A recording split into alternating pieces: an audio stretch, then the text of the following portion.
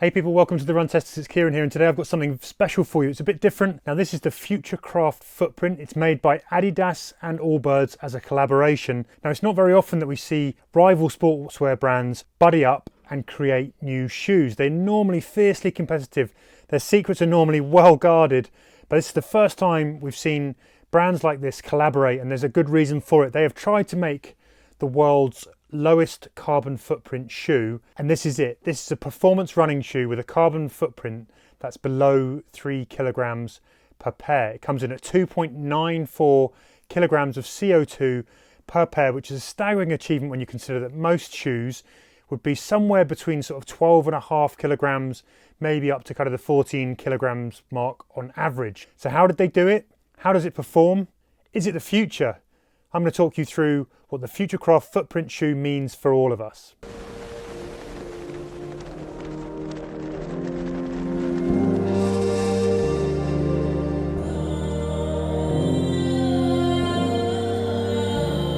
So first up, a quick note on that collaboration. Now, as we know, Adidas isn't scared of doing collaborations, but it normally does it with kind of celebrities or other kind of fashion brands. So Stella McCartney, obviously Kanye and the Yeezy Boost, but this is different. This is a rival kind of sportswear brand and a rival running shoemaking brand, albeit Allbirds have come from a fashion place first and have only just made their way into running performance with things like the Allbirds Dasher and the Dasher Mizzle that we have reviewed on this channel. So why have they collaborated? Well, there are a few reasons here. The first is that Allbirds specialize in natural materials, replacing petrochemical-based materials that a lot of the shoes that we all run in and like are made from. Allbirds basically cut its teeth looking at natural alternatives to some of those petrochemical materials, things like sugarcane-based midsole foams. The other reason is that Allbirds for a while now have been stamping their carbon footprint on their shoes, and they are experts in life cycle analysis. So those life cycle assessments that tell you from cradle to grave what the overall carbon footprint of a product is, Allbirds have got far more experience in doing that than Adidas has. Flip it over the other side though, and you've got Adidas, specialists in performance, in creating performance running shoes obviously, and also that mass market kind of production, producing shoes to scale, something that Allbirds as a smaller player in this market hasn't really got huge experience in being able to do. And that performance angle really is somewhere where Allbirds are lacking, if we're really being honest about the shoes. The reviews that we've done have sort of held them up as kind of okay casual shoes, but they're not really out there for shoes that you'd want to run and race in necessarily. So putting these two things together, basically the idea here is that you get the best of both worlds and you can accelerate the process of producing shoes that are good for the planet but still perform for us. After all, the big problem here with most kind of green shoes or eco-friendly shoes, sustainable shoes, if they don't do the job, many runners are not going to switch over to them. So have they achieved that? Well, let's take a look at what goes into these shoes and how they've been made and what they do.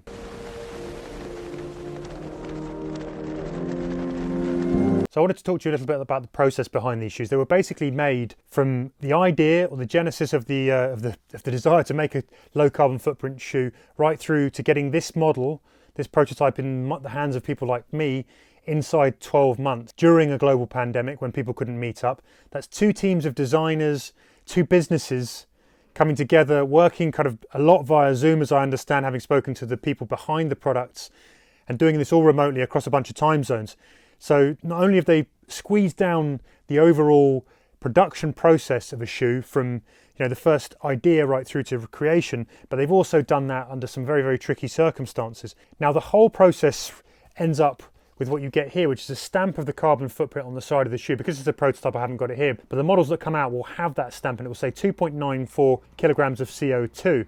It also breaks it down into the different areas. They looked at kind of 5 different areas of shoemaking or shoe production that they wanted to try and narrow down or thin out that carbon emission, carbon footprint. So that covers shoemaking, packaging, transportation, use, and end of life. And there's various things done to strip back the shoe to what you've got here in front of me. When it comes to shoemaking, that covers everything from kind of materials, material extraction and creation, right through to the production of the shoes, getting all the bits, components put together, production and manufacturing.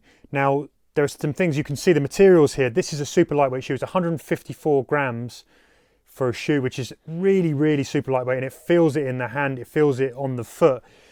You can see that it's really minimal. It's been really stripped back to its very bare essentials. One of the things, there is no structure in the upper on the side here, there are no reinforcements. All those reinforcements have been removed and they have been replaced by some embroidery here and some stitching to give it some kind of structural integrity only where it's needed. As you can see inside the heel collar here, there is a slight amount of padding here, but it's very, very minimal on the back here. The actual upper material itself is really super thin. You can see there's nothing been spared here. The mesh is really, really thin, really, really lightweight. It's maybe perhaps a little bit more dense than some meshes, but that structure is going to be necessary without anything else there to support it. You've got minimal embroidery here as well, and yarn used where the stitching is required. The other thing that was done here when the patterns were being cut to get these upper materials to save waste, they use something like a tangram kind of pattern. So sort of thinking about tessellations of patterning and material to ensure that when you cut from a piece, that very little is wasted and not much ends up on the production room floor. The tongues here, again, really, really minimal padding. You haven't got a gusseted tongue, it's just sort of free stitched in down the bottom. Even right down to the laces are very, very, when it comes to sort of running shoe laces, these are really, really thin and fine. They're made from recycled polyester. The midsole here is made from a combination of sugarcane, Allbirds sugarcane, and also Adidas's light strike foam.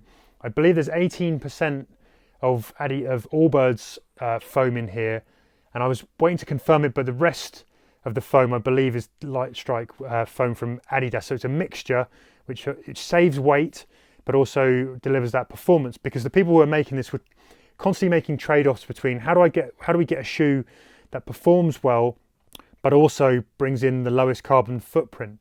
Now it's a complicated beast, because when you flex one part of the shoe, something else can change. So if you find a material that potentially is lightweight, perhaps further up the chain it costs more in CO2 emissions. If you go for something more dense, you're adding weight, and that overall might add carbon emissions to the shipping. Same goes for sort of coloration and dyeing.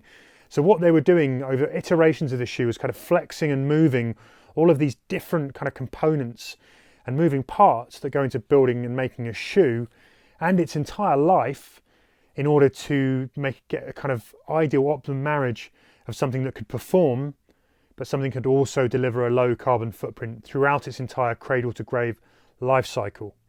Another part of that is on the underside here. You've got natural rubber, or at least a percentage of natural rubber, and it's only placed in the kind of key wear areas. You know, that's something we're seeing with kind of lightweight racers anyway.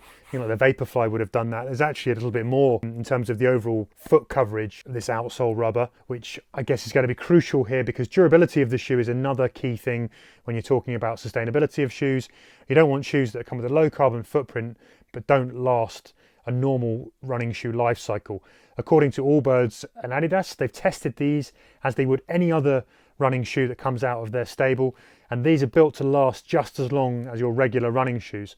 Whether that's true, we're unable to test at the moment, but that's what they're aiming to do.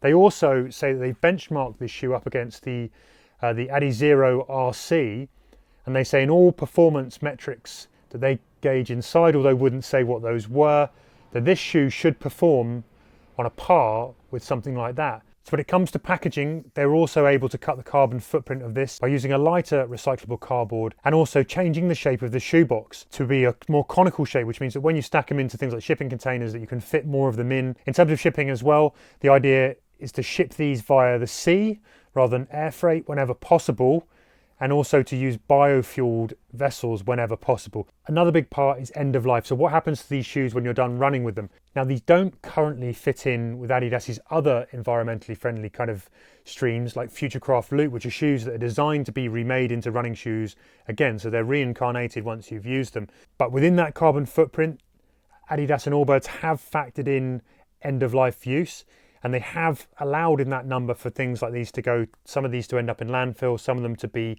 broken down and recycled, and for some of them to end up being incinerated.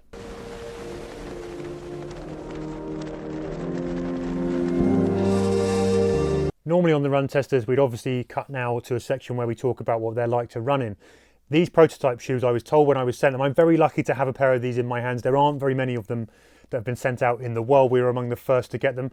Part of that is because I've done an interview on wired.co.uk with the makers of these shoes, Adidas and Allbirds, and you should go and read that Now, it'll be up. I'll put a link in the caption here so you can go and check that out. It's a very interesting interview that explains the whole background of how these shoes were made, how the teams worked together to produce them, and why this is potentially such a groundbreaking project.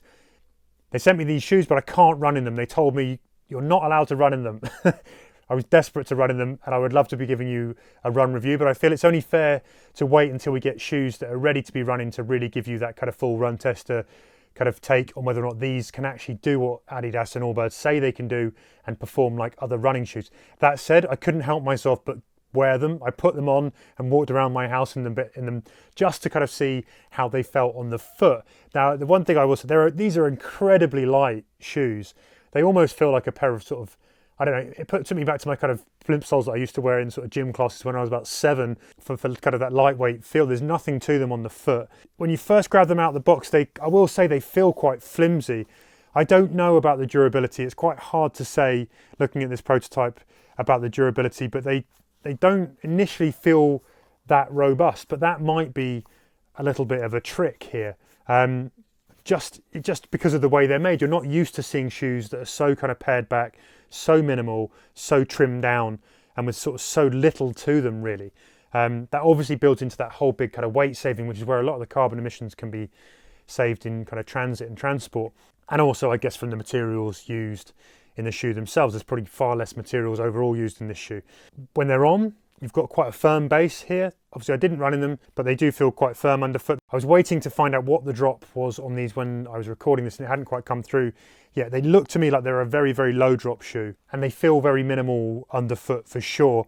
And the other thing when you put them on, I think the way this upper felt around my foot is that it's not unlike something like a Nike sort of Vaporfly feel in those early kind of, or maybe like a Vapor Weave or something, although it's not as plasticky, but it has that sort of feel where it sort of collapses on you. It does sort of wrap a little bit, but overall I think, there's a sort of naked feel here to these, and that would be an interesting thing if we're supposed to be running in these in the future to get used to that idea, because most of us are used to running with something that feels a little bit more protective, or at least sort of enveloping, than you might get from these shoes. There feels like a little bit more between the outside world and your foot.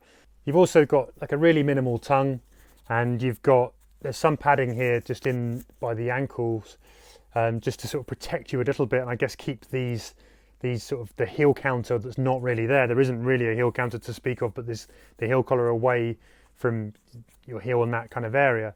Yeah, I think that's probably about as far as I really want to go with a prototype shoe in terms of looking at how they perform. I just thought it'd be nice to sort of tell you a few details about how I found them when I first sort of slipped them on and how they felt on the foot, although massive caveat, this is a prototype, and all I did was walk up and down in my front room for about 5 minutes in them.